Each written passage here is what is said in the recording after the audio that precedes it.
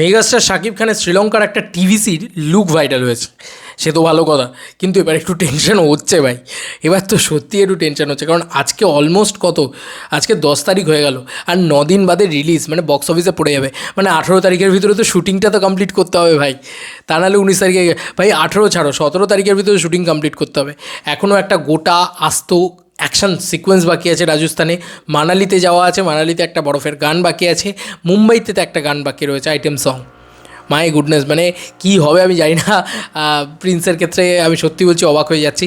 But এই god gifted লুকটাকে নিয়ে আমরা কথা বলতেই পারি, যে শাকিব খানকে একটা ইভিলিশ লুক লাগছে, একটা সাংঘাতিক লুক লাগছে, হেভি লাগছে শাকিব খানকে, এটা নিয়ে কোনো সন্দেহই নেই। এবং তার যে নাচের দৃশ্য, সেটাও খুব ভয়ানকভাবে ভাইরাল হয়েছে সোশ্যাল মিডিয়াতে, সেটাও দেখছি। তারাও আমার কাছে যদি থাকে আমি সেটাও তোমাদেরকে দেখাচ্ছি। ওই নাচের দৃশ্য দেখে আমি তো এক্সাইটেড হয়ে গেলাম। আরে বাপরে, মানে আলাদা লেভেলের, কী লেভেলে ক্রেজিভাবে নাচছে শাকিব খান, আলাদা লেভেলে ক্রেজি। আর ওনার এত বয়স, উনি একটা ইন্ডাস্ট্রির এত বড় নাম, কিন্তু এত স্পেশালি উনি নাচছেন, এত ক্রেজিভাবে উনি নাচছেন, সেটাও লিক হয়েছে আর কি। সেটা খুব আনন্দের বিষয়। তবে সবাই কিন্তু এই আলোচনাটাই করছে যে কীভাবে কী হবে প্রিন্সের শ্যুটিংয়ের। আমি জানি না, সবাই কিছু মানুষ পজিটিভ আছেন, সেটাই ভরসার। তো কী হবে জানি না। টিজার আসবে সেটার থেকেও বড় কথা হচ্ছে, এখন আমার মনে হচ্ছে যে শ্যুটিংটা সেফলি শেষ হয়ে যাক ভাই। মানে আমার তো এটাই মনে হচ্ছে, সেফলি শেষ হয়ে যাক। কারণ অনেকগুলো লোকেশনে শ্যুটিং আছে না, মাল্টিপল লোকেশনে শ্যুটিং আছে এখনও।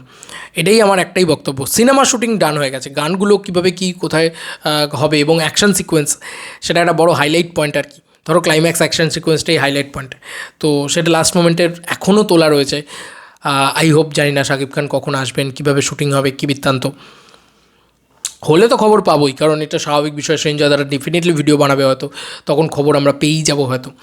কিন্তু যাই হোক, এটা একটা বড় চাপের বিষয় হয়ে যাচ্ছে এখন আমার জন্য অন্তত। আমি অ্যাজ অ্যান পার্সন, আমি বাইরে থেকে দেখছি, আমার তো জন্য চাপের বিষয় হচ্ছে।